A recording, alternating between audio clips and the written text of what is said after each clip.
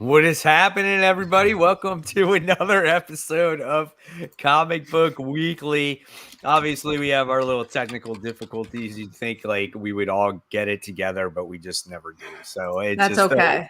It's just the way we operate. Guys, I'm Mike Spiderslayer from the YouTube channel Comic Book Corner 2.0, where this stream also is being streamed at right now. And then, of course, next to me, I have Cat Comic Uno. Hello, guys. And then, of course, we have Brant Fowler from Only Good Comics. What's up, everybody? Yep. So apologize that we were not on last week. Brant had, some back, procedure done that he needed the week off. Back healings. Yeah. And then my kids were on spring break last week, so they wanted to spend time and stay up late and play board games and stuff. So I was like, I can't say no to the kids. It was like 1 week out of the year, basically 2 weeks out of the year, maybe, where it's just like my daughter doesn't have dance and I was home and she was home. And, those moments are special, So I was like, well, Kat, can we miss out this week? And she's like, sure. Okay. So now we're back. And we are back. Sorry we missed some of the good comics last week, but that's just the way it goes. But we will be next week. I think it'll be even better though, because like last week had good comics, but you gotta you never want to miss Ultimate Spider-Man, and that's next week. So that one's gonna be good.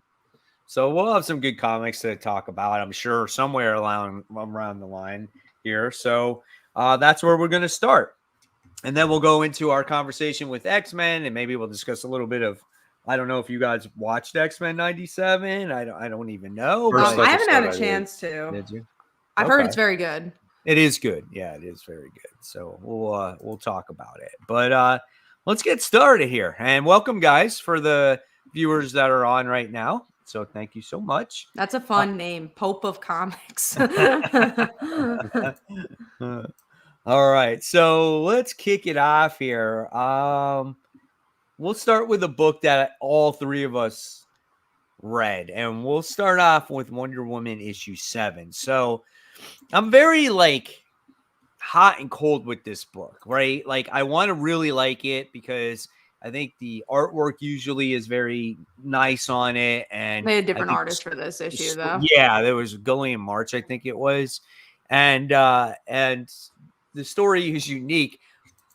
But this issue was complete filler. This takes place between issue 5 and issue 7 or whatever it was. And it was Superman and Wonder Woman going to a mall in space to find a birthday present for Batman. And yes, the artwork was absolutely gorgeous in here, but it was this issue just seems so out of place of everything that was going on, right? From anywhere from, okay, Wonder Woman's dealing with this whole situation. And then, we're just going to forget basically almost everything that's going on. We're going to get manicures. We're going to get pedicures. We're going to stop at Starbucks and we're going to eat. And at the end of the day, we don't really find a present for Batman. We're just going to get a picture that we could have done right here on Earth. It was just a book that I get what you're trying to do with it, but dude, it interrupts such a major story of what's going on right now. What I think they were trying to do was the Carnival issue again. So they did the Carnival issue for Batman. And I liked the story. I actually had a fun time with it, but I'm the complete opposite. I didn't like the art. I was like, this art does not fit for whatever they're trying to do. I liked it, but I don't think it beats the Carnival episode. That issue was so good. But I think that's what they were trying to do. What were you going to say, Brent? No, I was waiting for you to finish. That's fine. No, I agree. Kind of with both of you in a way. I liked the art. I thought it was fine. The story I had fun with, but I agree with you, Mike, that the placement of the story in the whole arc was ridiculous. Right. It made no sense for where everything that was going on. And then they barely even talk about it or address it because she doesn't want to talk about it. Right. Through the whole episode. So it felt weird. It felt like such an interruption. It's like, oh, in the middle of everything that's going on right now, you're going to take a trip to space to find a present. It felt a little odd. Right. to me. But yeah, People are saying they enjoyed it. It's not that Yeah. I dislike the story. I think Mhm. it's what it is. It's I think it's a cute story of these two having a relationship, doing something besides saving the world, right? right. But like you just said, Brant, it's where the story takes place is kind of off for me. It just seems completely out of left field. When you got this issue in your hands, it's like, were you really expecting that? You know what I'm saying? So I don't know, but and then you're going to get back into the whole seriousness of everything that's going on in the next issue. Right. Yeah.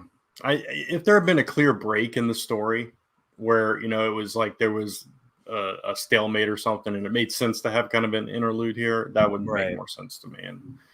But it was a fine issue. So, okay. So, yeah, we'll see where Wonder Woman goes next time. All right. So now let's talk about another book we all read, and that's Web of Spider-Man issue 1. So this book was like an $8 comic book. It was a glorified preview of just everything of what's to come with, all the Spider characters. And a lot of this stuff, though, in this book, it's stuff that we already knew. And it so wasn't anything unexciting. new. Yeah. Like, and even in Amazing Spider-Man stuff, they showed like 2 pages of a story, and it's like, okay, great. This almost reminded me of the distillery thing. Some were longer than others, but there again, this was stuff that we already knew. And you did get Kane, which we haven't seen him in a while, so it's cool to see that. But there was nothing there where at the end of the day it was like, dude, I can't wait for this Spider-Man story to come out. This looks freaking fantastic. In fact, it just made me like kind of upset going, I'm a little bit worried, right? Yeah, no, it made me less excited for Spider-Man because the only thing I was interested in was Kane, but that's just because I like his character. And I'm like, oh, I didn't know, like you said, I didn't know that was going to happen, but it looks like he's going to be connected to Ben Reilly, which I don't like. And there's no story here. Even like you have the Spider-Gwen stuff that was so kind of generic. It just, I don't know. I wanted to be excited about something and I wasn't with this one. Yeah, I wouldn't say I was excited. I mean, some of the stories were fine and enjoyable, but like you both said, it was basically what we've gotten. There was no new information. Some of the art looked nice, some of it did not. Not naming names, but we all know. So it just, what I was looking for in this was, I mean, this is teasing stories going into next year. Excitement. And I was looking for like some big, like unveiling, something to really get me, like you said, excited and amped up and ready for that story to get here. And it's like, I didn't really get that here. I just got, okay, these are already the stories that are going on. We already know this. So yeah. The Spider-Man 2099 story was everything that you saw in there was already talked about in the Edge of Spider-Verse issue. The only thing that they reveal is the Green Goblin, which was Gwen Stacy, which was real no surprise to me. Like I kind of figured it was going to be her. But the that is a Spider-Man 2009 story. It's such a side story, Yeah, and the thing the is, impact's though, not there. Yeah, it was like, hey, Spider-Man 2099 gets captured. And she could have killed him there. She doesn't kill him. And then he escapes. And then he gets captured again. It's just so dumb. It was so weird, that story. I don't know, man. I don't know where they're going to really go with that. So I guess time will tell. Yeah. I mean, I enjoyed it for what it was, but it just didn't get me excited. That's my main problem with it. You kind of like what you want from Spider-Man or Spider-Man stories is like kind of like when you knew Transformers was coming, right? And you're like, oh my God, I need to see what this is. I need to be excited about this. And then you get that book in your hands and you're just like, oh, okay. It's not horrible, right? It's not, but it's not exciting you like maybe like it should, so yeah. So maybe, time will tell. We'll see how these stories go. All right. So now let's talk about a book that Brant and I read, and this is Cobra Commander. This is issue, what are we on? 3 here. 3. So Very interesting story. As I thought we would learn more about the Energon in this book, but it became Yeah. more of like a torture book, you know, about Yeah. the Dreadnoks trying to torture Cobra Commander, get in his helmet, find out who he's at. You gotta love the manipulation that Cobra Commander had on all the Dreadnoks, trying to get them to go against each other, which I Yeah. thought was really cool. And then we find out who the bodyguard is. And Brant, you were right. You said it last Yeah. time when we talked about it. Nemesis Enforcer. It was so cool to see him in that book. It was a great issue. I absolutely loved it. Yeah, yeah. This was such a good issue, and seeing like that reveal, it was like, oh man, that made me feel so good because I, like you said, I did call it, and I'm sure a lot of people did, but it just, man, that was those are characters that were never touched on in the comics really. So it was fun to see that element come into play throughout the series. But yeah, the Dreadnought stuff was fantastic. Cobra Commander, this version of Cobra Commander is a lot more sly and cunning than previous versions have been. He's smarter, and I like that. I like that he's like a worthy villain and a worthy leader instead of just like this cowardly thing that we get in the cartoons and stuff. So yeah, it was a good issue. I enjoyed it. Cool. Glad you liked it. Yeah. Couching and Slouching with C Busy says, what is your guys' dream creative team for Spider-Man? I've kind of given up on the dream creative team of Spider-Man. I don't have one. I really don't. I just want a good I would say that if I had somebody, and because they wrote Black Cat right, I would say Jed MacKay. I would say Jed MacKay. Yeah. And the artwork, I would like to see Greg Capullo do the artwork on a regular basis on it. I think that could be kind of cool. But he's going to be doing Wolverine, so I would like to see that. See, I think Jed would have been a good answer, and obviously, yeah, he wrote Black Cat really well. But Avengers, that's a flagship book that just hasn't been doing it, and I'm afraid. I think it really shows that writers are allowed to do stuff in these like little side stories, but when it comes to flagships, it's the same thing over and over again. My biggest thing with Avengers, though, is that he's never written a really big book where it's like a huge team. And when I only did not read the last issue, and it always seems, and we talked about this before, but it always seems that when he's writing the team, they're always in pairs doing something else, and they're never actually together. And I think he struggles with a team book, trying to get them to actually work together. Yeah, you see that in Moon Knight as well, because there's several characters in that book. They've kind of formed a team, a family and stuff, and they are usually like separated out, one or two over here doing something. And it's the same thing as Avengers, so maybe that is true. I think with Spider-Man, I think Black Cat showed us that he really gets those characters and those voices, and the tone's a little bit different than you get in like an Avengers book. So I think he might do a really good job with Spider-Man.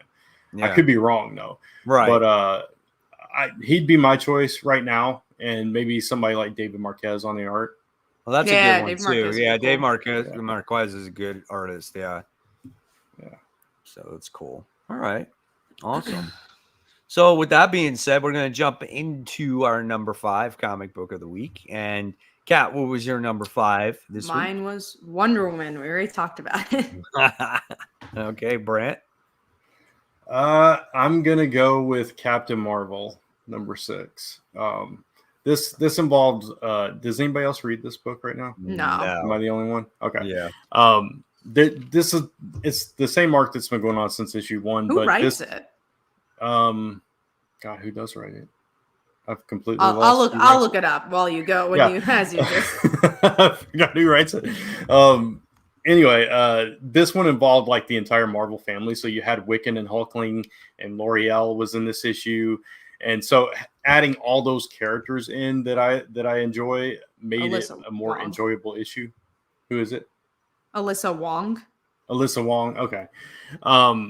So up until this issue, it's been just kind of mediocre, but this issue I just really like because of all those characters involved in the story. So anytime I get to see those characters, because we don't get to see L'Oreal and Hulkling and Wiccan all that much. So they made it more fun because they all kind of came together to fight this threat, which is this, I forget the name of it's some weird name. God, I cannot think of it for the life of me. But they have like it's like this dark presence that has created like these omen characters that they've been cultivating for years to bring them kind of like sleeper agents into the fray, and they've like brought people back to life, like Jenna Spell and stuff, to attack the whole Marvel family to get the mega bands. So it was, but yeah, them all coming together was what I enjoyed. Cool. All right, and then my number 5 this week was Spawn issue 351. So we're dealing with the Spawn characters not having powers. That's basically what it is, and it's not only the Spawn characters not having powers, but it's all the characters that are in this world. So like there's angels in this world as well, and they don't have wings, they can't fly, and so the vampires are aware of what's going on. They're not affected by this. So of course now the vampires want to take over everything, destroy Spawn, things like that. Get to see some cool fighting. Good artwork, of course, by Brett Booth, who now does the artwork in this one. And it's just good, man. I like it. So I'm going to continue reading it. Nice. All right, cool. So now we're going to move on to Superman issue 12. So this was the whole thing with the kryptonite gas affecting Metropolis. And we have Superman defeating Farm and Lex Luthor and the grandmother and all that stuff. It kind of wraps all that stuff up, right? That's what happened in this comic. So this one was all right. I mean, it is what it is. It just wrapped up a story, and you know, I was like, okay, this is fine. Nothing fantastic here. I agree. It was just an okay issue. I think it focused a little bit too much on the Lex side of things, which is just fine. But yeah, I think you put it best. There's nothing too bad, but nothing too great in this one. The thing I did like was the role reversal, where Superman had to be the smart one and Lex had to be the power. I like that switching of the dynamic. But other than that, yeah, it was just, I mean, it was decent.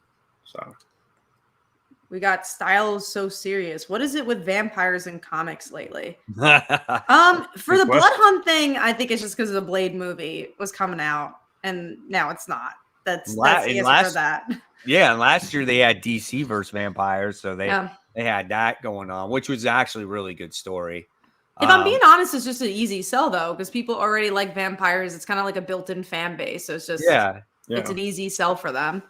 It's like vampires will never go away. They always will be around. So it's almost like zombies in a way, you know. But vampires, you know, have maybe obviously more of a personality, and you can make anything a vampire if you want to. So why not? All right. So let's see. Let's move on to Vengeance of Moon Knight, Volume 2, Issue 3. This was one of the books where I read like 25 books this week. And when I got through this book, I was almost like, I am exhausted. I don't even remember what I read. So you're going to have to recap me on this one, Brent. There wasn't much that happened. Honestly, it was Soldier in therapy, and he was talking about. Well, that's right. He was feeling guilty about he should have been the one to die instead of Moon Knight, and being mad that there's another Moon Knight character out there, and that was really most of the issue, was him talking about his guilt. And then you had a couple of interactions with people where they were claiming Moon Knight was doing this to them or that to them, and him saying, "No, it's not Moon Knight." And then they interrogate a vampire and said, "You got to give us the location of this Moon Knight so we can, avenge Moon Knight." That was basically it. Was very repetitive, and it was a lot of like situations that happened in the past. Yeah, absolutely. So this, I feel like this book has kind of lost the thread a little bit. So yeah, I agree. I thought the first issue was good. I thought the second issue with Tigro was interesting, and then now it's getting, like you said, it's starting to get repetitive. and not much is actually going on. Yeah. We do have a question from Pope of Comics. Speaking of Spawn, are you going to get the Rat City? So this is more of a question for Mike, who's been following the Spawn So stuff. it's so funny. Like, I didn't even know that there was this it's a comic book. It's called Rat City. And I didn't even know what it was. And I was doing one of my solicitation videos, and I'm like, what is Rat City? I have no idea. And in my brain, I was thinking, why does this character look like Spawn? And so I had one of my friends in a comic community named Adam commented and said, I can't believe you don't realize what this is, but it's like a Spawn in the future. So that's really? Yeah. And so I will be checking that out. I was like, oh my God, I can't believe that's what it is. So yeah, I'm definitely looking forward to it. I mean, they probably should have picked a different name. Like then that's I had no idea there was a connection there. Yeah, yep. So yeah. Okay. So we talked about Vengeance of Moon Knight. We talked about Superman. So let's move on to our number 4. And I'll start with you, Brent. Invincible Iron Man, number 16. This was mine too. Oh, nice. Yeah. So this is Tony kind of going all out. He's got the Sentinel Buster, and he's like lured all the Sentinels into the desert. So the rest of the, everybody else can kind of hit them where they don't expect it, is what happened, right? This is one of the first books I read, so I'm kind of struggling on kind of mine too. That happened. Yeah. I do remember that part though. I remember him being in the desert and his power going out, and he's like giving everything he's got, and he's fighting Fei Long. And I think it ended with him, we don't know if who won. Like Fei Long had him at his right. He's like inside the armor. Yeah, that's it. Yeah. And all the systems are down. Yeah. Right, correct. But what this was this is like that typical almost old school Iron Man issue where it's just robots fighting other robots. You're getting to see what that Mark 72 can do. And he's describing the whole battle through the narration in the comic book. Almost all the pages in here are like pinup pages. So it really showcases the artwork in there. I really liked it. I thought it was a lot of fun. It was a blast. And it was a book that I was really looking forward to reading this week. And it definitely delivered. Yeah. Okay. So, Kat, what was your number 4? Mine was Nightwing issue 112. It kind of almost made it. It almost made it for me. Mostly the art, I mean, obviously is always really good, and it did its job. It's Nightwing talking about his past and kind of relating this new case with this boy with his own childhood. It does not reinvent the wheel by any means, but I think it's, a well-written character story that's a solid kind of filler issue as we get to the end of the series or of this run. Yeah, I continued off of the last issue, which I thought the last issue was it. I didn't realize that it was continuing in this. There's in this one. Oh, you mean of this? That's it for the arc. There's like 2 more issues I think for Tom Taylor and the creative team. Yeah, but it was like this particular story was 2 issues. Like I thought the last issue was like, oh, it's just this kid with his uncle that's leaving, and that's how it ended. And then it actually continued. And so I was like, oh, wow, I didn't think they would do a second part with this. But it was kind of sad just seeing what this uncle did to, his nephew and how he, killed his mom and his dad and all this other things just for some money, and it was a very interesting story, but does this really progress anything with the Nightwing character? Not really. Right. No. And that's what kept it out of my top 5. It's my number 6, but I like the story, and I like the, Batman talking about, Nightwing, how he connected to that boy and how he couldn't, let that go and that kind of thing. I didn't expect there to be a second part of that story either. I thought it was just going to be one of those things that just kind of faded away, but I appreciate they put a pin on it. And it was a decent issue, but like you said, with most Nightwing issues, it didn't get us anywhere with the story that they've been trying to tell since day one with this. So Yeah, absolutely. Tevia sits there and says, "How do you guys feel about Nightwing book coming to an end this year?" I mean, I think it told the stories it needed to do. You didn't And even tell a Yeah. real story. Like, I don't know. I think there's pieces that I enjoyed. Like obviously the beginning Of was course. good. I think there's some good character work, Barbara and Nightwing coming together. Overall story, no, I don't think Nightwing changed. I mean, I guess if I had to really search, I think the things he changed was again, him and Barbara being together, getting some closure of the Rick story. Because we did honestly, weirdly enough, that filler issue with the girlfriend was probably the most progression we've seen from Dick Grayson's character. Yeah, we got Bitewing. I mean, that's we something. did. Oh, yeah. That was a very forgettable character. Would who would you like to see write this book? Who does DC have left? Because so many of them have went to other things. You have Jason Aaron, who's doing, did the Action Comics stuff. Obviously, everyone would say Mark Waid, but I think they've been. Well, honestly, he's not writing Shazam anymore, and I feel like World's Finest is not going to be there forever. I feel like Mark Waid would be interesting. Jeremy Adams. I want Jeremy Adams on everything too. Well, I mean, he's definitely capable of writing more than one flipping book. So, well, he's writing Flash too. He writes. But that's not a forever thing. That's a no. I think that's over. Yeah. Well, it's gonna be. His writing is soon, over. I would say. Yeah. Yeah. So. I love him Nightwing. Yeah, that's the one I can think of that's there right now. I mean, the only other big one is Joshua Williamson, but he writes a lot. Right? He does write a lot, man. Yeah. I don't. Jeez. Jason Aaron's gone. I know he's writing Teenage Mutant Ninja Turtles, but I didn't think he left DC. Yeah, I have no idea. I don't know. I have no idea.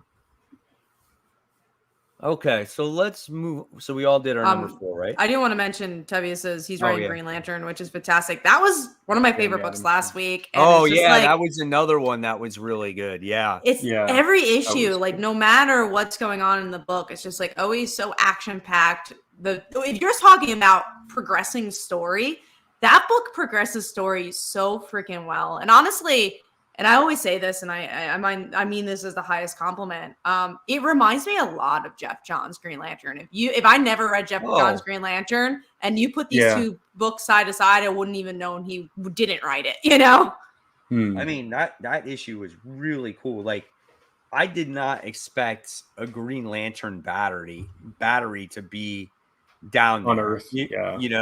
And what a cool way to sit there and make the Green Lantern sector 2814 wind up them being the guardians of everything.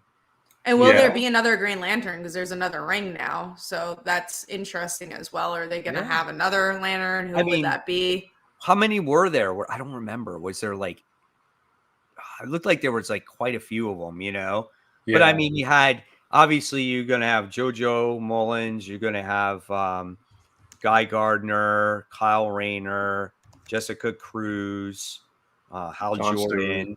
Stewart. Yeah. There's 5 right Simon there. Baz. Simon Baz. Yep. That's 6. So I don't know, man, but it'll be interesting to see. There's hopefully he's on this book for a long time. I can tell you though, I saw the solicitations for January. Mm-hmm. And it looked like the main cover had Hal. I saw. Kissing, and she was a Star Sapphire. I'm excited. You knew they were building towards that. So. I don't know if it's the real deal or if it's just a cover, but that would be cool.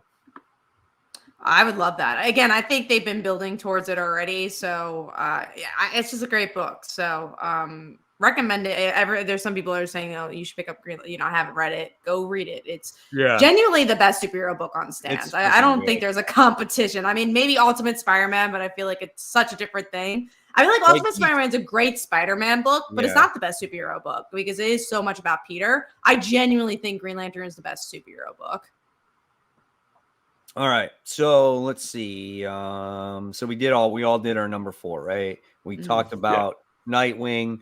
And now we're going to talk about Kill Your Darlings, which Unfortunately, my shop doesn't get it in. So it's like one of those books where I'm going to have to catch up. I think I did not read this issue. So what happened? In this issue, it's really putting the pieces together. It's the last issue revealed a lot about who that old lady is. So it was like the exposition about what this world is. And this issue, the main characters find out about it. That's pretty much all. It is a very point A to point B issue. You'd be like, okay, this is how they fight. But I liked it. I thought it was solid. I don't think it's as strong as some of the previous ones because you have to have so much exposition. But it puts the pieces together to be like, all right, next issue is our last issue. Yeah, there wasn't a whole lot of movement with this one. I agree. This might be my least favorite issue of the entire run, honestly. And not to say it was a bad issue. Yeah, but again, like, it's been such a great series. Right. Yeah, it's been a fantastic series, but it was, like you said, just the main characters finding out and, kind of setting up for that final act, basically, is what it was. This is actually a really good question. Do you think 10 years from now we'll be nostalgic for the age of Krakoa? Yeah, for sure. Because I look at like something like Superior Spider-Man that we all kind of hated in the moment because it was so long. But then you're like, wait, that actually did something different. That's a lot of fun. And I think we'll feel the same way about Krakoa. But then we'll have to remind ourselves it happened for so long. I don't think the whole run will be nostalgic. I think people will remember Hawks and Pox. I think that's what they'll remember because that's what kicked off the Krakoan age. A lot of people will know the Krakoan age because of how shitty it was overall. Because there's so many people that just don't like it. There's a lot of people out there. Yeah, I don't think you could forget about the impact it had to the mutants because it was like they couldn't die and they were all in one place and all that stuff and they were basically ruling everything. So in that regard, I think it's going to be very memorable. Right. But I don't think it's going to be like this. Like one of the cornerstone moments. Right. Like when you look at like Claremont's run. Like there are so many stories there, right? That because they fleshed them out. You can, that you can remember throughout the years, right? And as long as the Krakoan age has been around, it's like a lot of people will always remember those first two main books, and then you'll remember what was. See, I don't even remember already. Like what was the big event that they had, the tournament or whatever that was. Yeah. Oh, I don't remember the name of it. That's see, shows you how good it was, right? So that's what I'm talking about. Like it's just very forgettable. Like of the age, but you don't remember the stories, and that's unfortunate because those stories should be memorable in that age. Maybe you'll remember like the children of the vault, Ten of Swords, X of Swords, whatever you want. Yeah. I don't think this is going to be like Days of Future Past or Phoenix Age Saga. of Apocalypse or Phoenix Saga. Any of those, it's not going to be in that level. The teams the two new teams that formed, in the 90s, stuff like that. Yeah. Yep. We do have two more questions. So Jeffrey asks, why did Hickman leave X-Men so early? Was he asked to leave to plan Ultimate Reboot? No. So this is definitely like no knowledge, but he left because of Substack. Like Substack, it was promised it was going to be a lot bigger than it was. And, the people who went on Substack got paid to be there. And it didn't work out as well as one would hope because it's hard to have, I think Substack went the wrong direction. I think it was great they did comics, but the biggest mistake was to go for the direct market. They really should have went for people who already were online, like maybe WEBTOON or like a big web comic, because then it would have been easier to convert those people who were used to Patreon and used to that format. But because they got people from the direct market, those people were their fans are so used to reading at a comic book store that it just didn't convert well. Yeah. So that was the problem there. And the other question's from Tevia, not this one, but I guess it's together. Will we remember Zeb Wells' run on Spider-Man? I I think the last one I personally would remember is Nick Spencer, just because you could tell how hard he was trying to tell a story that he wanted to tell, and every turn it just went wrong. Because you could just like there's little like pockets of like, oh, that was really good. But Zeb Wells, there was one good arc, and it was a filler arc, you know. So I think it's gonna be pretty forgettable. I mean, I think we might, you know, when prompted, remember Gang more. But other than that, yeah, I don't feel that was too memorable of a run. I definitely don't think I'm going to remember Gang more. I think well, I said when prompted, you know? Because of how poor it unfortunately is. Like, you'll be like, oh, I remember Zeb Wells because of Wreck Rap. That's what they'll think of. But the one before that was also pretty poor, and that was just a mishmash of writers. And even Nick Spencer was kind of poor, you know? Right. I mean, for me, I feel like the last decent writer was when Dan Slott was there, because he wrote the character for a long time, like 10 years. So, like, that's a long time. He had an extensive run on there, and he did Superior Spider-Man, and he did not all of it was perfect. We talked about that before, obviously, right? But it's like when you look at what he did now, comparatively speaking to who's writing it, it's to me, it's better, you know. I wanted to comment on that. That's a good point. No. But I don't think people remember that because she was only dead for like a week. I don't think people even remember she died. I wouldn't remember if I didn't, look at it closely. And going back to the Dan Slott comment, I agree and disagree. I think there's moments when I remember reading it, I remember there were a lot of issues where I was like, wow, this is really rushed, or this feels really crowded. But then, yes, I also agree that there's stuff that I really love from that run. He's the one who did Renew Your Vows. I loved, obviously, Spider Island. Superior Spider-Man, I didn't like, but I liked that he did something different. I love, obviously, the Flash Thompson death. Like, there's some really good moments, but there's a lot of moments I remember thinking, man, I want this to move forward. Sure. But I think that's anybody that writes a book that long, you're going to have those ups and downs like that. Especially but I think there were more, I think there were more memorable moments in that run than any in recent memory. And he used the characters. Like, I felt like he did use the characters, you know? That's true. He maybe not the way we would have liked, but yeah. Right. He used Norman. He did use Mary Jane. He used Ben Reilly. You know, Tevye mentioned like the clones conspiracy. I get it, but that was okay. That was not a horrible story. You know? It wasn't as bad as Gang War. I remember in the moment making it as like, wow, this is not great. But things did happen in it. Gang War, nothing happened. It's just kind of span its wheels. Right. Tevye, go on. No, and I was going to say, like, you had a decent artist. You had a Roberto Ramos on the artwork, and you know, you had Spider-Man as he had Horizon Labs where he worked at, so he was able to change into Spider-Man and come up with different tech, like, so that was kind of cool. You know, he did a lot of different things with Spider-Man. I completely agree. And just to, you know, finalize my thoughts on that, one of the major complaints we've had in the past long while is that a lot of writers don't use his supporting cast, and Dan Slott, like you said, Mike, did do that. So even if they couldn't have Mary Jane and Peter together, they're like, you know what, let her be with a fireman. And let her be there. There's another comment from Tevye asking about Substack. Did it crash and burn? I think the movement did, if I'm being honest, but I think the idea of Substack has grown. Like, you know, James Tynion doing his thing happened because of Substack. Scott Snyder doing his thing happened. Ghost Machine happened because of Substack. Distillery.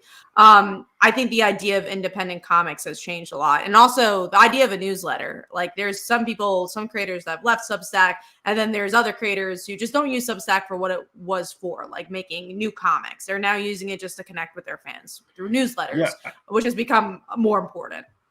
I think Scott Snyder in particular, because he does his like writing classes and stuff through it. I think he utilizes it the best way, but I think one of the main problems was to kind of add on to what you were saying earlier, Kat. A a lot of people just realized that these books were going to come out physically eventually through Image or Dark Horse or whatever. And a lot of those traditional fans just waited for them to come out in print anyway. But yeah, I think it's not dead. A lot of people use Substack. But yeah, it's definitely changed. I know it's changed our career as indie creators. Like I use newsletter all the time, and I always think about like, how about if Kickstarter blew up one day and it never existed? A lot of people would be like, well, I have no assets. I always use Kickstarter. But if you build your newsletter and you build your fan base, then you have your newsletter at least. And you have people there. You have a community of people. Yeah, I don't think I would be as successful on Kickstarter as I was if I didn't have the newsletter that I've had for a few years.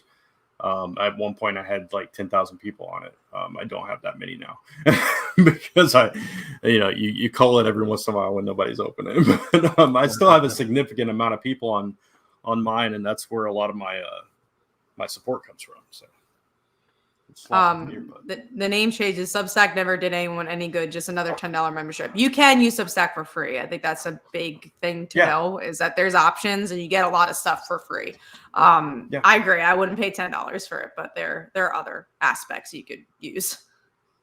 I mean, if you're a upcoming writer and you want to learn from somebody like Scott Snyder, you might be willing to pay for that. Again, I think he utilizes the best, but that's me. Or you just want to know what's coming up with your favorite writer. Like, it's really comic journalism has changed a lot now, where you really can't get news as often as they used to. Be like, oh, did a book end? I don't actually know, because usually that would have been on like this site, and that site doesn't exist anymore. I think it's a really good way to find out what your favorite creator is up to. So if you like that side of comics, go check it out. Absolutely. All right, so let's continue on here with the comic talk. So we're gonna move on to number 3 first before we get into Titans. So, Kat, what was your number 3? Mine was Kill Your Darlings. We already talked about it. Mine too, actually. Mine was Untold Destiny of the Foot Clan Teenage Mutant Ninja Turtles issue 1. So. Cool. That was a really good book. Again, it's just telling you a story about Shredder's granddaughter, and it's a story that takes place in the future. She's got Bebop, Rocksteady with her, some of the other people, and Casey Jones is with her too, which I'm kind of confused about there, why he is with her. And they come across another clan that kind of kicks her ass, and I don't know, man. I like this better than the Last Ronin book that I just read. This was really good. The artwork was really good as well. And I'll be checking out issue 2. This was fun. Is this one in continuity, like with the current TMNT book? Or like where does this take place? Because if it is, I can explain about Casey, I think, if I remember correctly. I don't know, because I don't read that book. It just says the Untold Destiny of the Foot Clan. Okay. Well, I think it's something that takes place in the future. Oh, okay. Then I don't know. At one point, Casey was like undercover with the Foot Clan or something, if I remember correctly. It's been a while since I've read it. I'm like way behind. But I think at one point he was against them for some reason. Gotcha. I don't remember why. But yeah. But no, this was good. Like, I like this way better than the whole Last Ronin story. I thought it was fun. So yeah, and something very bad happens to Shredder's granddaughter in this. So I was like, damn. But good stuff. All right, so let's move on now to Titans issue 9. So it's kind of more the same, I guess. Like, you get Beast Boy, who's like, oh, they don't like me because of, they're scared of me. And then you got Raven, who's kind of manipulating people to, I don't know, so she can do whatever it is she's doing. So, it was an all right story. It wasn't the best. I don't want this book to drop off because it was so good for the event, and I feel like it might drag on for a little bit. I actually like this issue because I thought it progressed the story well. I like that we got a little bit more from Gar. I like that we got to see Raven turn on Donna. I thought that was really interesting. The art's really good. I actually thought this was pretty solid. Yeah, I agree with you, Kat. I really enjoyed this, and it could just be that, you know, before Beast World, it didn't suck, slow. but it just wasn't great. Yeah, yeah. But I think these it didn't have a couple direction issues before Beast World. This actually has a direction. It does have a direction. Yes, yes, exactly. And I like this whole thing, the Titans versus Amanda Waller, and how she's kind of trying to manipulate them and bring them down, and this whole side story with Raven and Beast Boy and all this stuff. I really enjoyed that. I enjoyed Gart kind of, you know, really dealing with this trauma of everything he's done. So see, what I like it. Yeah. What I'm afraid of is, so Tom Taylor's writing this, right? So I'm afraid of how long is he going to drag this out for? That definitely could. That's what I'm worried about. So like he's gonna go to where did Raven last leave off? Which character was she talking to? Donna. Was it Donna? Yeah. So, and then I have a feeling she's just gonna kind of make her way around the team. And I just, I don't know. I have this feeling that it's going to be, I didn't think this was bad. Don't get me wrong. I just felt like I see it coming because of just like the way Tom Taylor writes his books sometimes, you know, like he tends to drag things along, like for perfect example, Nightwing, right? So, you know, this could be a book that for a while, just nothing really happens. So I don't know. We'll see. But that's just me, though. Yeah. No, I get that. I get that concern. So it's more of like I don't know, like I'm preparing myself more than really the current issue of it wasn't bad. So, yeah. We do have 2 questions. Parker Lux says, did you guys pick up Images The Colonized Zombies versus Aliens for $10? I didn't. I did not. Henry K, is storytelling aspect of comic books actually improving in 2024? I always say this, but I think it just depends where you're looking at. Like, I always hate saying, oh, Marvel sucks or DC sucks, because there's good Marvel books and there's good DC books. We were just talking about Green Lantern being amazing. I love Green Lantern. And then there's other books that aren't amazing. You know, there's so many great indie books. So I like that there's more opportunity to read different things. If you don't like Marvel and DC, there's other opportunity to read other types of comics. So I think a lot of people look at comics as just like this one, like hero. If Spider-Man's bad, everything's bad. Or if Marvel's bad, everything's bad. Or even if the direct market's bad, everything's bad. But I don't think we should look at comics that way. I think comics is so much bigger than that. You know, what I want to say is that I feel that there are more really good books than there were last year. Like really, really good books. I could agree to that. I feel like there will never be as many great books as there are not as good books, right? Well, there's also a lot of books. There's so many comics. And not all of them are going to be great. Or your taste.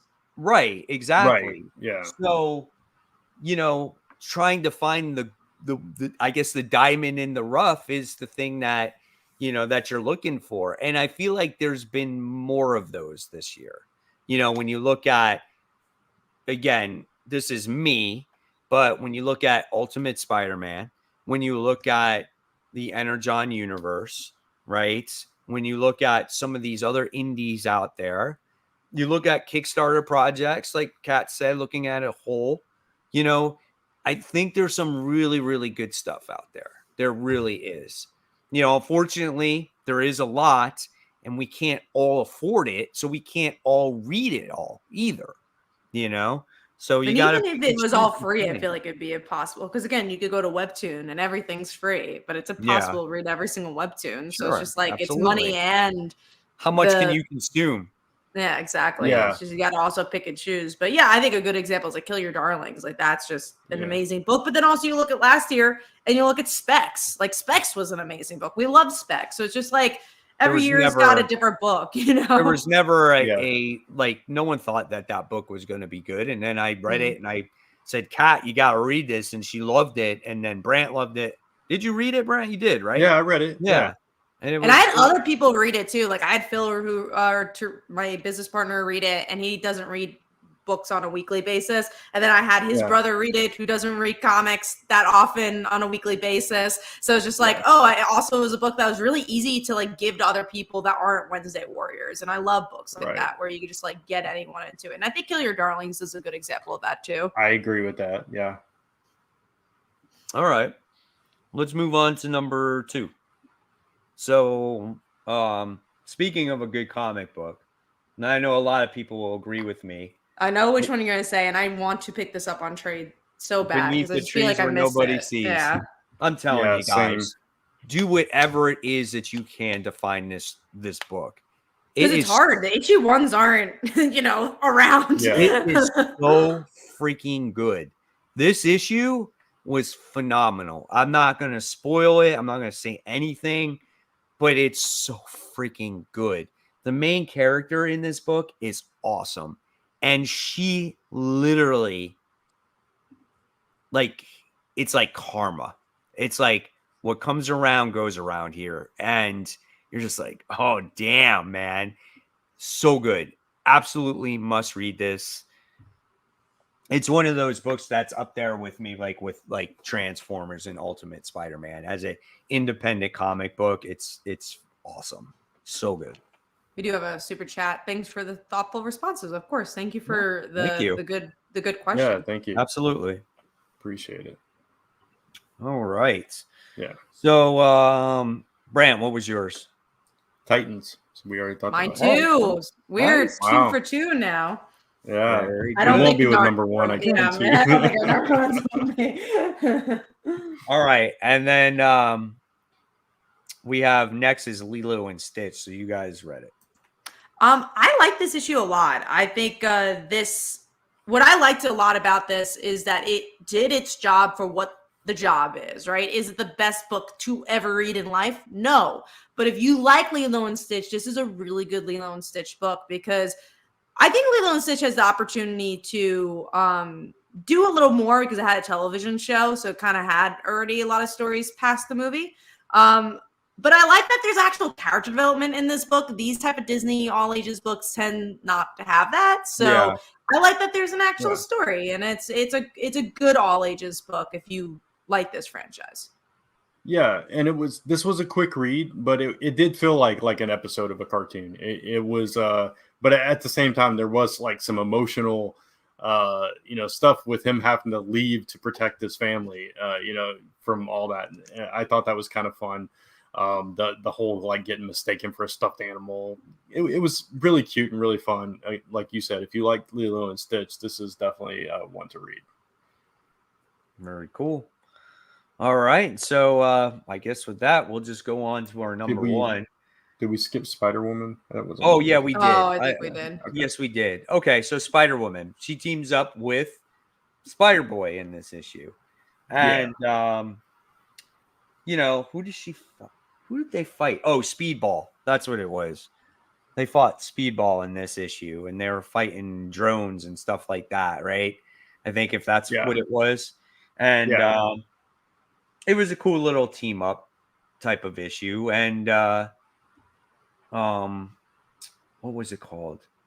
I felt like Bailey was kind of like going to be like the child for Spider-Woman.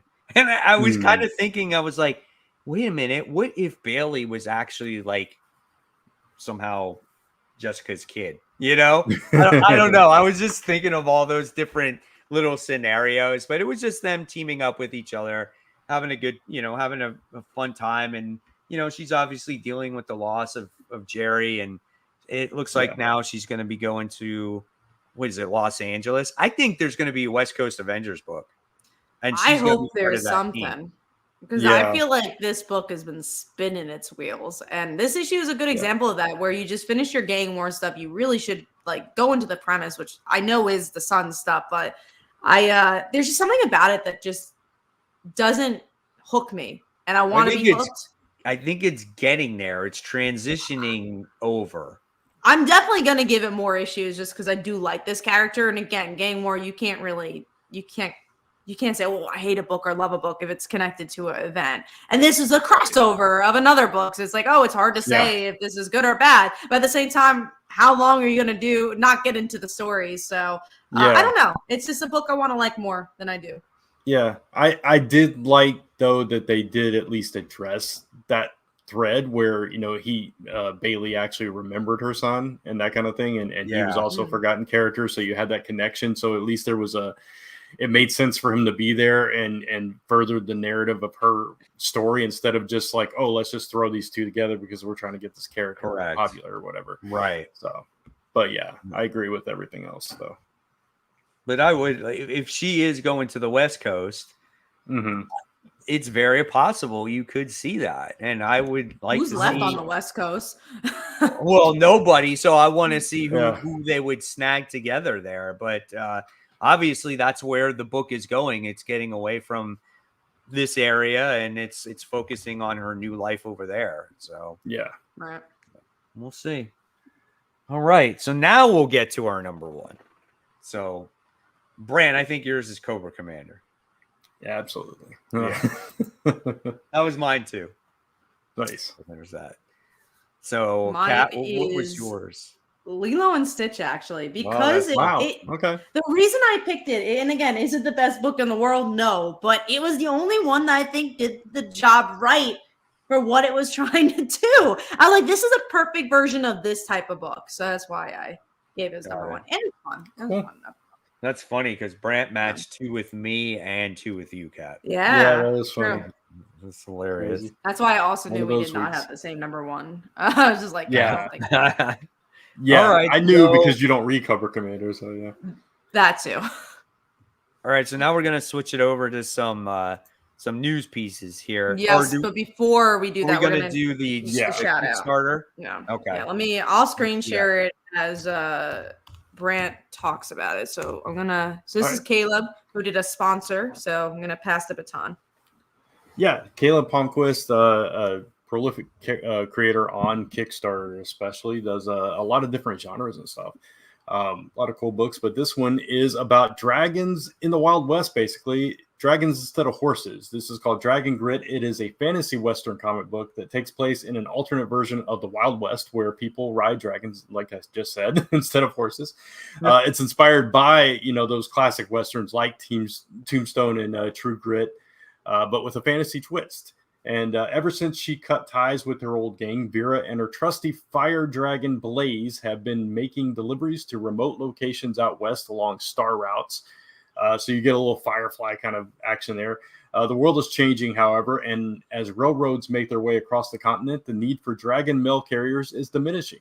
Looking for new ways to make a buck, Vera agrees to help a young man named Robin escort his dying mist dragon Chanterelle on one final voyage across untamed wilderness to an ancient dragon graveyard. But unable to fly due to Chanterelle's old age and bum wing, the party must make their way on foot, all while pursued by a dangerous outlaw named Jack and his dragon Ruin. The Kickstarter for Dragon Grit is live now. Visit dragongrit.com to pledge. So yeah, go check this one out on Kickstarter, or you can just search for Dragon Grit on Kickstarter. Looks like they're doing very well. 10 days to go. So go check it out. It's beautiful art as well. Looks like got 481 backers on there, so that's pretty cool. I mean, would you guys ride a dragon? Would you do that? If it's an ice dragon, maybe. I would. I don't like heights though, so I don't know if that would work out. What if there's like no cars in the world, right? And the only thing you could do is fly on a dragon. What it's the only way you could do it. Do you go to a used dragon lot and just be like, hey, I'm going to pay you $50. I want the red guy. I think it'd be like back at, getting a horse from you got to bargain for your horse or, barter for your horse and get that, save up for it and go get one from the stables and I don't know, hatch an egg and raise it. I don't know how you do it. Hatch an egg. If you want one that lasts a long time, get it right from birth, wait for it to hatch. Yeah. And, it's cool. I love the concept of that comic. Though. Oh, it's really brilliant awesome. concept. Yeah. No, me too. Tevye asks if we would become a car. I don't think so. I think that's where I draw Turbo the line. Team from the 80s. There you go. Oh my god, I can't believe you remembered that, dude. I love that show when I was a kid. Right?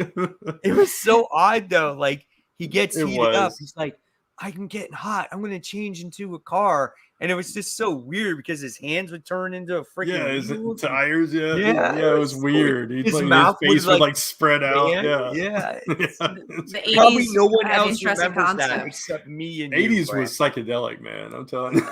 Definitely is if people are turning into cars. I was thinking like more Yeah. Transformers, but No, yeah. this was No. wild. This was. I always wild. thought that Transformers, the people were like somehow involved, but they were like in. I always thought that people were in the Transformers, which I don't think they No. are. Yeah, but as a kid, I thought like, oh, they're like driving the Transformers. They drive them or they ride in them. but not right? as like the being though, like as the No. car, right? No, Yeah. right. I think they made a couple that went inside. Wasn't it like the Mhm. Yeah, headmasters like- or something like that? Yeah, something like that. Like there was a little mini robot that went inside the bigger Yeah. one. Yeah. Yeah. Yeah. Okay. So there, I was kind of right then. Maybe it wasn't a fever dream. I also have a Kickstarter, so I'll mention that, and we'll go to the news after. So Slice of Life, it's ending this Thursday. It's about an anime character comes to life, falls in love with a high school cheerleader. It's based on our webtoon. So you get the whole first season, get to see their relationship. And what I really like about it, it's about organic relationships, friendships, romances, school life. So go check it out. It's our pride and joy. And I'll put a link for that in the comments. But then let's get into the news. There's a lot. So we're obviously going to talk about the Gail Simone news. We're going to probably, let's talk about it now because it's the middle of the show. So we'll get there and then we'll talk about the other news after that. So we have a couple of creators that joined the X-Men team, Gail Simone being one of the bigger announcements that we kind of knew was going to happen anyways. But we got Gail Simone and David Marquez on the Uncanny X-Men. Then you have Jed MacKay and Ryan Stegman on X-Men, and Eve Ewing and Carmen Canero on Exceptional X-Men. Obviously, I'm most excited for Exceptional X-Men because you have Kitty Pryde, and I think Emma as well in that book, and like a couple of like new characters, which looks a lot of fun. And then obviously, I want to see what Gail Simone does. It's the more classic team, honestly, more of like the show, the cartoon, which was interesting to see. So I think this is a good lineup. I hope it's a good series, but I think it has a lot to offer so far. It looks very classic X-Men, and honestly, I'm impressed with all the creative teams. The Gail Simone one looks like it's a more compact team, right? I think would have Wolverine, Nightcrawler. I'm trying to remember who else was on there. I don't remember.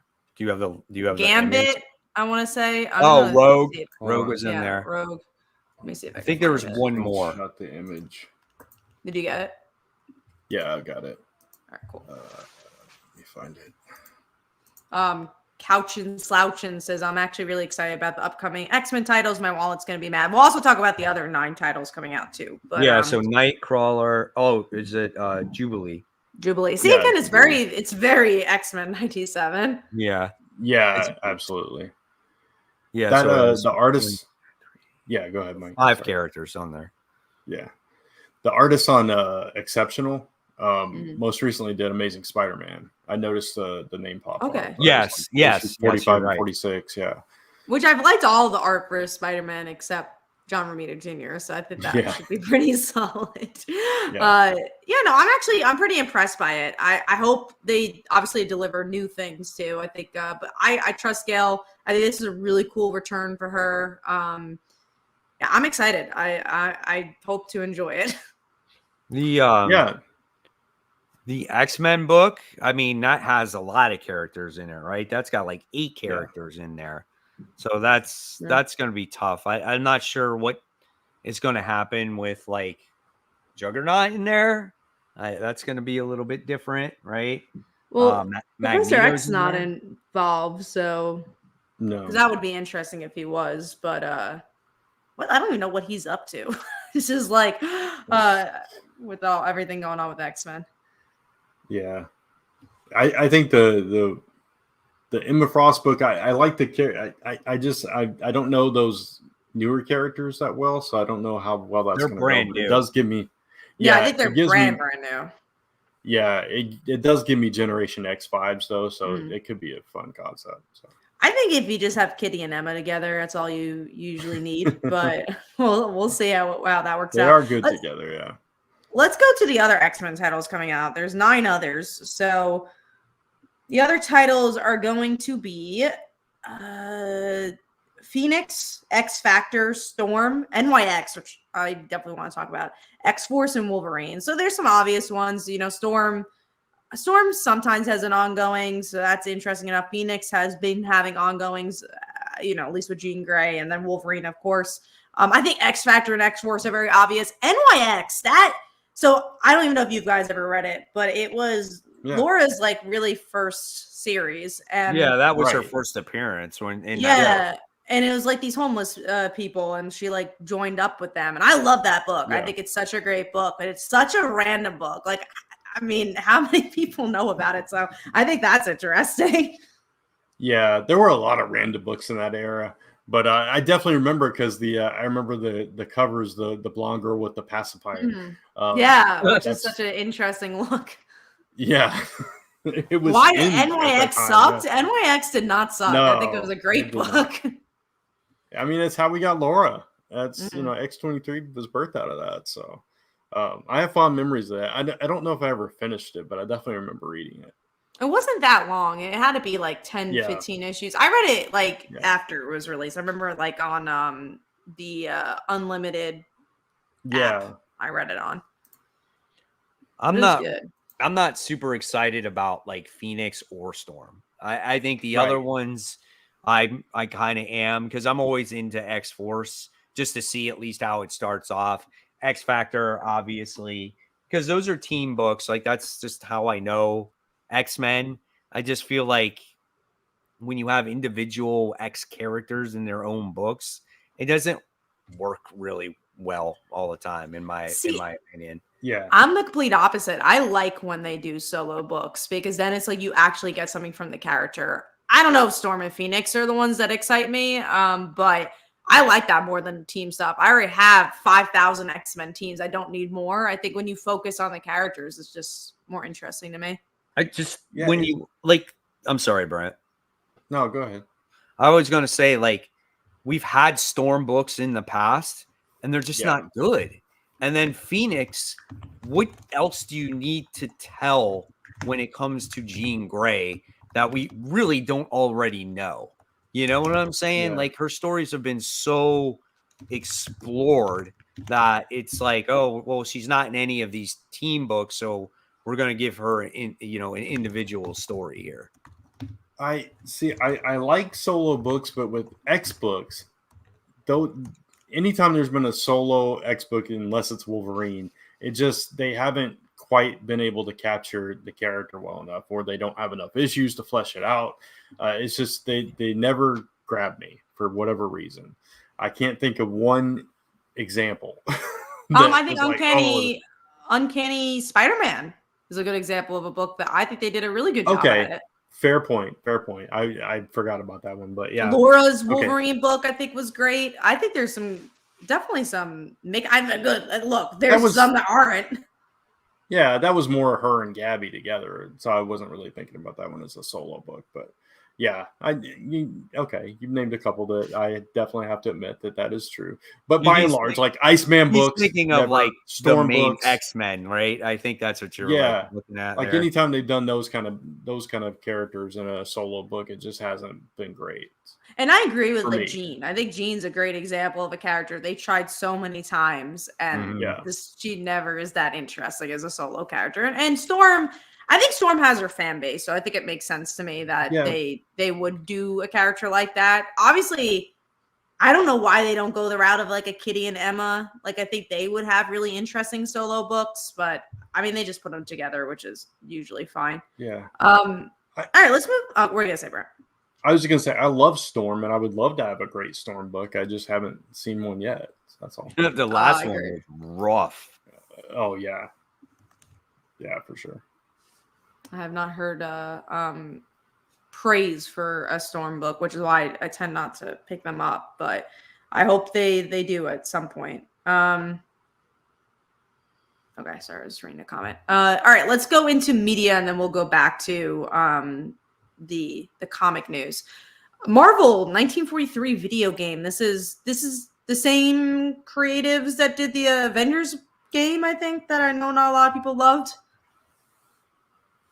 So you marked this down, Brant, I think. Yeah, I haven't played the Avengers game, but I watched the trailer and it looked pretty cool. And seeing like I think it's Black Panther's grandfather that, you know, kind of interacts with Captain America back in the 40s during all that. So I thought that was an interesting story to tell. And the cinematics of the trailer looked pretty cool. So I would assume the gameplay would be cool too, but I don't know that much about it. I just thought it looked pretty cool and the concept was kind of neat. So the other news piece is that Teen Titans is having a live action movie in the works, which I think makes sense. You know, they're trying to build this universe. So that one makes, again, it makes sense. It already has a mainstream audience because of the cartoon. Yeah, I mean, it's like, it's almost like the evolution of you know, the Titans. It's like, hey, when I was little, I used to watch Teen Titans Go, and now it's like, oh, hey, let's make a Teen Titans live action movie. Like, I think that's a good idea. I think you know, I just hope that it's done in a way that people can appreciate, right? Yeah. It's like we've seen the very dark and edgy Titans show. Yeah. So going a different direction with it, a little more, you know, classic with it would be cool to see that progression. Yeah. I mean, I would like to see live action, like, it's not so much like the Titans Go, but more like what we watched in the cartoons back in the day when it was like on Cartoon Network. Yeah. You know, when they were right. The first one. Yeah. Yeah.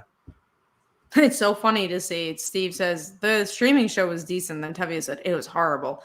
I know that show in particular, a lot of people had very differing opinions. But I think by the end, but I would say by the end, most people who stuck with it seemed to like it. It wasn't my bag, but I didn't hate it. I thought it was a fine show. I still have a few episodes left of it, but I like it. It's not like my favorite show, and I wouldn't be like, oh, you got to go watch Titans, but I enjoyed it for what it was. Never got past the first episode. I think I've watched the first 2 seasons, I want to say, and then I never went past that. It's one of those shows I have to be in the mood for, and then I'll go like a long time without watching some of it. And then when I watch it, I watch a few at a time. Yeah, it's that kind of thing. I hope you finish one day. One day. All right, let's move on to some comic news. I was the only one who marked this down, but DC Pride books coming out. I always think that DC does a pretty good job with their Pride books. They always have like a good array of characters that they have in there. So actually, Jamila, who was an editor on Hairology, one of my books, is writing a story for it. So I thought that was cool. Nice. But yeah, there's some cool, and O'Neill Jones, who also did art for us, is part of this as well. But they're always usually solid. I actually think DC tends to do a better job with the Pride books. I know a lot of people are upset with the Marvel Pride covers, and the thing with the Marvel book too is that so the Marvel Pride covers, they're doing like ally covers, and it's like more focusing on the allies, which is, I guess, an interesting move. Like I don't know why that's the choice they made. But the thing I want to focus on is that they have their Pride book as an X-Men book this year. It's just like the squeezing 2 things. Like, here's an X-Men wedding, but it's also a Pride book. I think DC at least gives room for the characters to kind of breathe and be like, hey, here's some short stories about these characters. So, yeah. All right, let's move on to the next thing. I was also seeing if there's any other comments. W says, I'm out with DC Pride because it's not interesting. What's not interesting about it? All right. Next is Al Ewing. Oh, actually, this is part of the DC Pride thing. Yeah, so Al Ewing is actually writing a story for DC Pride too. So it's like, oh, is he moving to DC Comics? Like, well, again, who does Marvel have left if all these people are shifting to different things? I don't know if he's actually like completely moving. I think he could be just doing a story for them, which I think which would be interesting. You know, you want to see how he writes these characters in this book. You know, I'm curious to see like how over the top is he going to go in this style of book. So I think the only reason I'm like, oh, maybe this is a shift is because Kelly Thompson started with some short stories and then did shift to DC eventually, who's obviously writing Birds of Prey right now, and I don't think is writing any Marvel books. Oh, look, so I heard Ewing's writing one of the DC Ultimate books. Ultimate books? I guess maybe they're doing their own little version of Ultimate. There's this whole thing going on that DC's coming out with an Ultimate line also. Wow. That'd be a complete ripoff, right? But what else? Yeah, I don't know if I need to see that. I think they should focus on like the Dark Knights of Steel stuff. They already have their own they already do all that. Yeah, right. So why not just focus on that? But sure. I mean, they already had Earth 2. They could just do that again. Yeah, exactly. Yeah, they had other stuff that they was they good. do. I remember that. That was really good. There's pieces I really liked of Earth 2. I don't remember where it ended. That was the only thing. I'm like, where? I think it was Convergence. I think that's where it like ended around. Oh. Wow. I know in the New 52 they had a very long series that I did like, and Tom Taylor wrote a good chunk of it actually. But then after that, I don't really know what they did with it. Again, maybe it was Convergence, but I don't know if there was another volume or not. Next up, I'm interested to talk about this. There's a new villain in Giant Size X-Men. Hulk, I mean. The only reason I'm interested in talking about this, because now I've learned through, obviously, Spider-Gwen and us talking that these giant sizes are just reprints. And it's just like, well, how do you convince people to buy a reprint? Get a new villain. And I'm just like, why do these reprints in general? Like, I guess they're trying to get the new reader, but at the same time, then why not just, like, get your trades up to date? Because I know Marvel in particular is really bad at releasing their trades. Like, do that instead of these one shots that I don't really know who it's targeted for, because I think even new readers wouldn't know it's new reader friendly. It's not, though. It's not new reader friendly because the reprints are so random. Right. That's what it is. It's like, do something that is going to make you like the Hulk. You know, it's just so weird. And the villain that they chose to showcase in this is just an odd choice too, because it's what is it, Patchwork Man? Is that it? And I'm like, this just looks like DC's Ragman. It's the same. It's just like he's got like this, sewed together outfit. It's like, okay, or not. Why not just make a giant size comic book and call it Giant Size Hulk like they did back in the day? Why put a reprint in there? Like, they won't spend the money. It's like, if to make a giant size book, it's so much money. But then at the same time, why have it at all then? Like, I remember when giant size meant, look at this big story. We can't even fit it in our book that we need to put it here. I mean, that was like the debut of the replacement X-Men that became synonymous with X-Men, right? Giant size X-Men, Wolverine, Colossus, Nightcrawler, all that. That's what it should be. It should be something big. Yeah. And I think that's been the shame of some, especially Marvel, because we talked about the Web of Spider-Man. It's been a shame of some of these books where it's just like almost promises you, because of expectations of, look, this is going to be big. You have to pick this up because there's going to be some like bombshells. And I don't remember last time there's been a bombshell. And when there is, they usually spoil it. Like we'll talk about the Green Goblin thing, but it's just like they spoil it to a point where they don't tell you who the person is. So you're so excited and you're like, okay, I want to find out who the person is, and then drags it out where it doesn't matter anymore. Yeah, like Kindred. Exactly. Exactly. Okay, let's go to, I only marked this down, but Avatar: The Last Airbender are getting comics on WEBTOON. So I think this is a really good idea. Okay, we're talking about reprints. This is really cool because it's a reprint of the book for free for people who do not read direct market books. I'm like, this is brilliant. This is a great way to get people in the comics, to get people in the Avatar, and utilize your old resources. Yeah, So, no, I agree that with that. Cool. Yeah, plus the timing is like perfect. Oh yeah, because so many people are, watching that show, either remembering the old show and being like, oh, I wonder what happened after, or just getting into Avatar for the first time. So yeah, very good for that one. I'm surprised you guys didn't mark this down. So Gwen Stacy's joining Ultimate Spider-Man, but what I thought was really interesting about this is that she's married to Harry, which just makes her Liz Allen. Yeah. I meant to mark it down actually. Yeah. I might have marked over it. There was some of the links weren't like opening for me. Really? When That's I was weird. going. Yeah, the Betsy one, I replaced the link because there was no link on that one. Oh, okay. That's weird. So, but hey, it's Gwen Stacy. You knew she was going to eventually show up, right? That's cool. I didn't know so soon, though. I didn't think like issue 4. Yeah. I do like that, you know, it wasn't that, I mean, obviously it couldn't have been because he wasn't Spider-Man back then, but that she didn't have that fateful, you know, end to her story. But interesting where she ended up. Yeah. But you're right. It does just make her Liz Allen, but we'll see how that plays out. Even the haircut is Liz Allen. Yeah. I'm just like, okay, let's see. Obviously, I'm not dogging that. I love Liz, but they are two different characters. I hope they do. There's a different artist on that issue. Interesting. Is there? Yeah. I hope they make it a good twist. I know Chiquetto's coming back, but I think it's just that one issue that he's not on. Richard said, I'm going to be upset if she turns out to be the Green Goblin Ultimate. I mean, I don't think they are because of the whole Spider-Man 2099 thing. Yeah. But yeah. I wouldn't be upset though. I don't know who I want it to be, but I want it to be someone interesting that's not Harry and not. I think it's Harry. Because on the reprint of issue 2 of Ultimate Spider-Man, the sketch variant, it shows Harry in the Goblin suit. Oh, there you go. Like, I just don't know how interesting that is. I mean, we've seen it a billion trillion times. Right. So So many times, yeah. Nothing. Not too interesting. But maybe he'll be a good character. I actually don't give a shit about a twist if it's a good story. And it's been good so far, so. Yeah.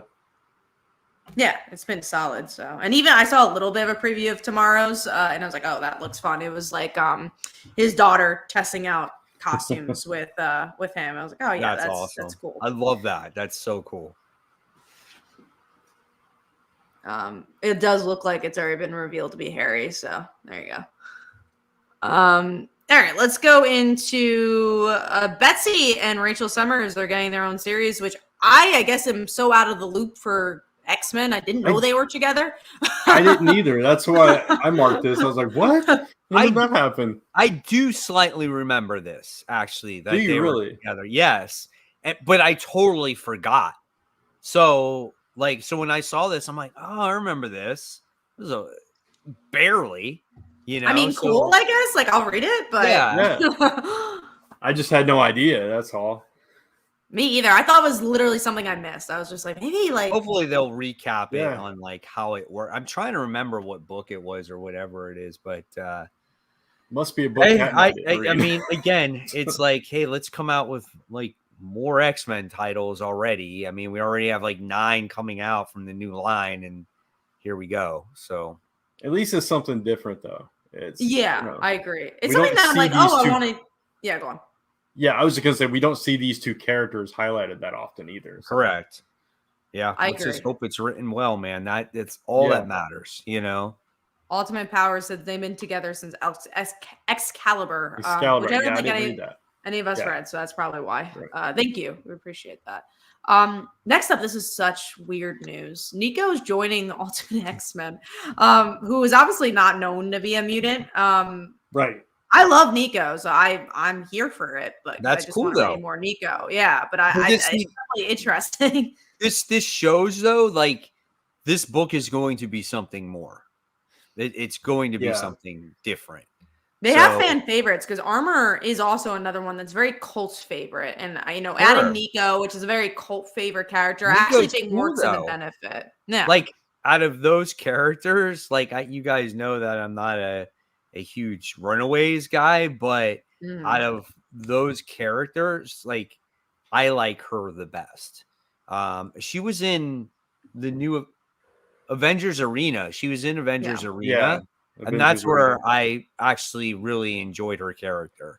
And she was also, I mean, she was great in that book, and she was also in that women X-Men book. I can't Yeah, remember. Was it A-Force? A-Force? Oh, Yeah. that's right. Yeah, she With was. Kelly Yeah. Thompson, which was really Yeah. good. It's, I guess, a little forgettable because we all didn't remember too much. But I was just thinking Right. that. I was like, oh yeah, she was an A-Force, and that was solid. So Yeah. yeah, no, Nico's a really cool character to have here. I love Nico. She's like my favorite Runaways character. Yeah, she's cool. That makes me want to continue with the book because I was like really on the fence with that book. And even if she's not like a part of the X-Men, because I don't know whether she's going to end up being a mutant in the Ultimate Universe or not. But if she's there, I'm definitely going to at least check that out. So. And they can make her a mutant. It's fine. Like Could, there's so many characters in the Ultimate Universe that were mutants that weren't mutants in the real universe. Why Again, not? Liz Allen. I'm is sure a great it's very example. easy. It's very easy to make her a mutant. No. In this. Yeah. Then I wouldn't care. I would be like, cool, that's the Ultimate Universe. Do your thing. Right. This is the last news piece. We have a new Green Goblin coming. That's, I guess, the new thing that they want to do over at Spider-Man. And I don't know. I don't know if I'm too excited. When all else about fails, it, add a Green Goblin. Yeah. Yeah, Is exactly. Norman, or is it? No, new? they're saying it's a new goblin, and there's a new identity for this goblin.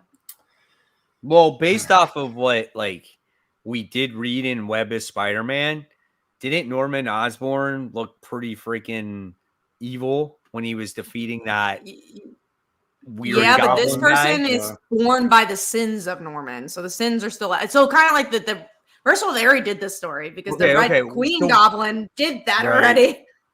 Yeah. So the sins were in Craven's staff thing. Mm-hmm. So do they escape and then become this other thing? Yeah, because again, they did that in the other run where I forget her name. I think her name's Queen Goblin, but that's exactly what she did. Right. That's how she was created. Yeah. Yeah. Interesting. Yeah. I'm not a Kafka. Dr.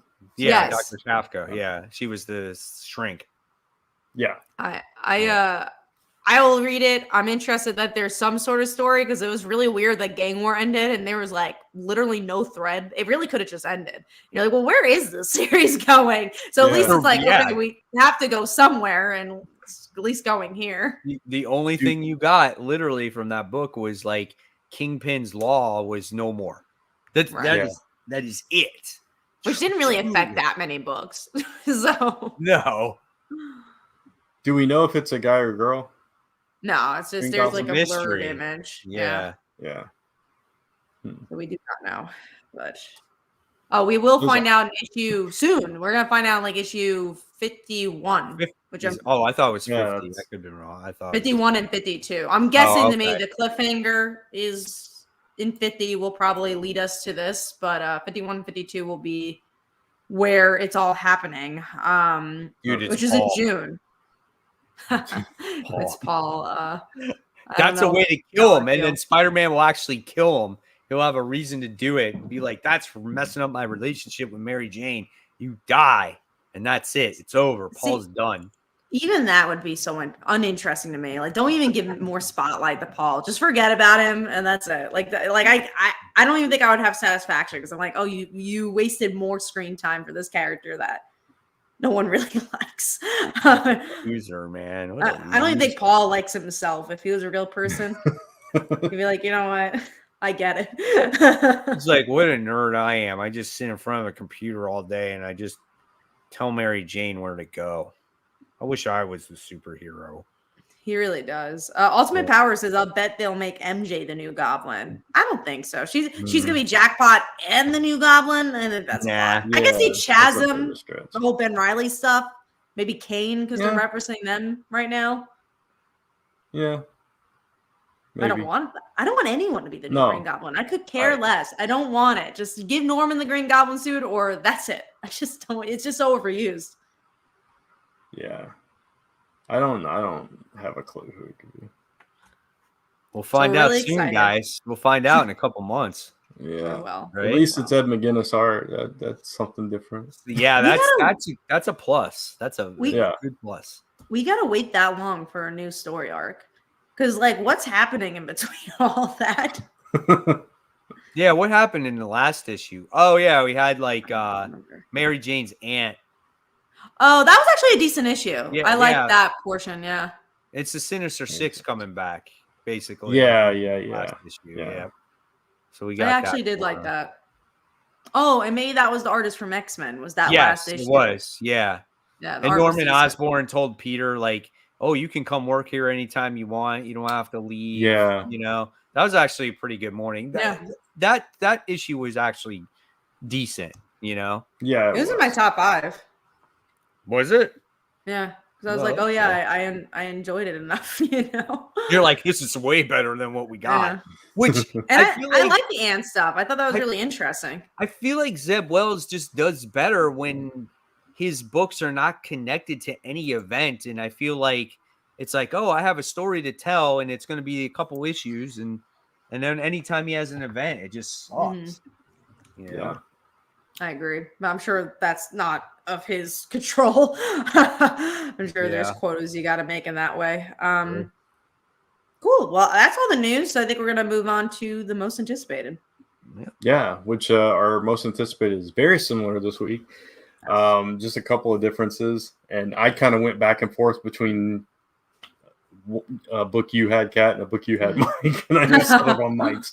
So mine and Mike's lists are identical. So we'll talk about the one book that we don't have, which is Green Arrow, which is in yours, Kat. So the reason I picked this is that I think it's obvious why I picked it. It's every Green Arrow character I love. Right. You got Mia back, you got Arrowette back, you got Green Arrow's sister. Yeah, it just looks like it's going to be a very Cat book, and I'm very excited to read it. Cool, man. Yeah, and I'm excited for it too. Yeah, he's under Amanda Waller's thumb there, and he's got to go after the mask from the Heroes in Crisis thing. So that's the confession thing. So that's cool, man. That is cool. Yeah. Yeah. I just love the whole Arrow family together. So that's going to be fun. And then Mike and I have Duke issue number 4.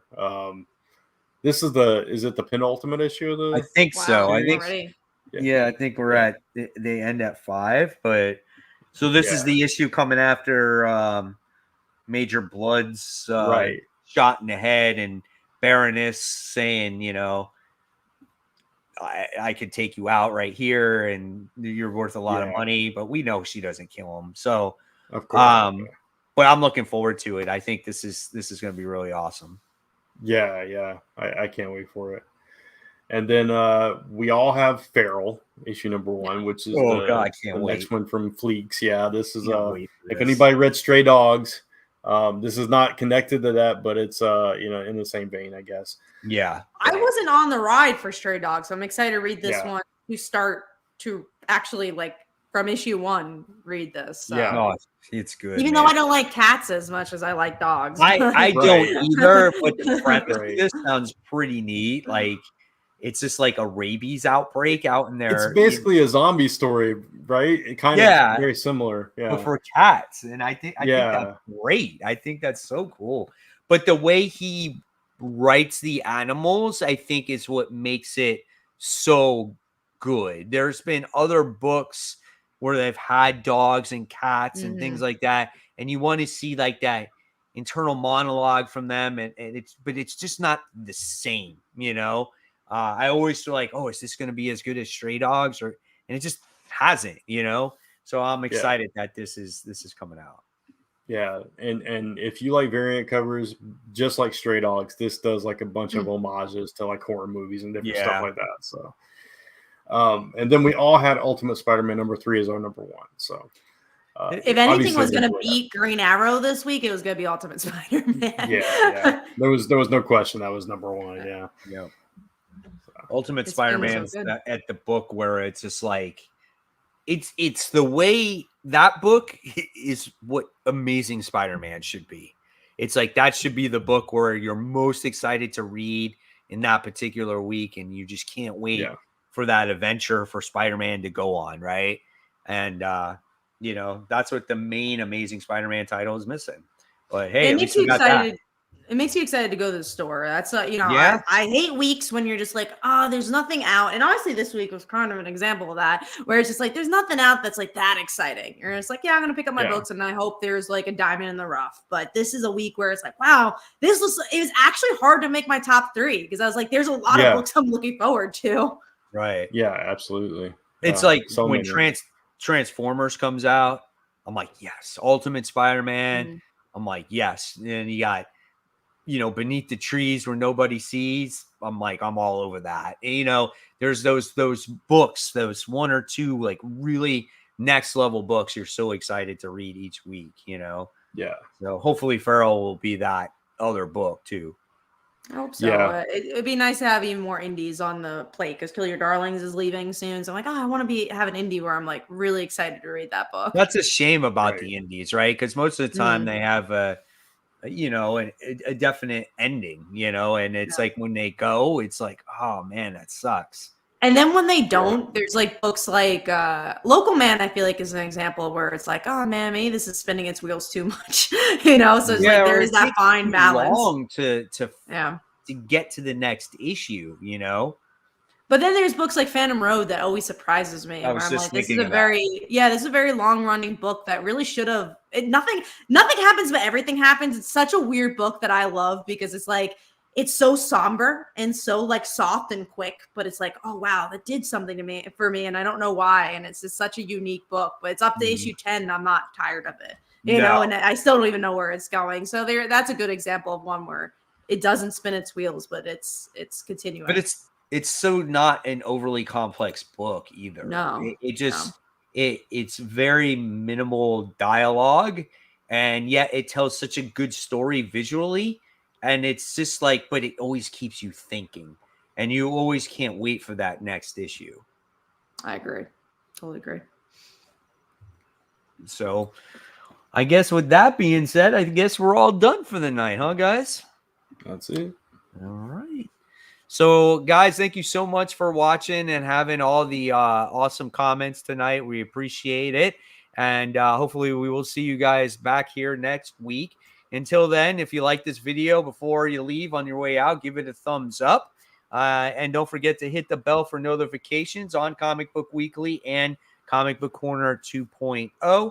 And, of course, guys, subscribe to the channel. Subscribe to Comic Book Corner 2.0. Subscribe to Comic Uno. Subscribe to Only Good Comics. And, of course, follow us on all the other social media stuff. And, guys, have a great new comic book day, and we'll see you all next week. Good night, everybody.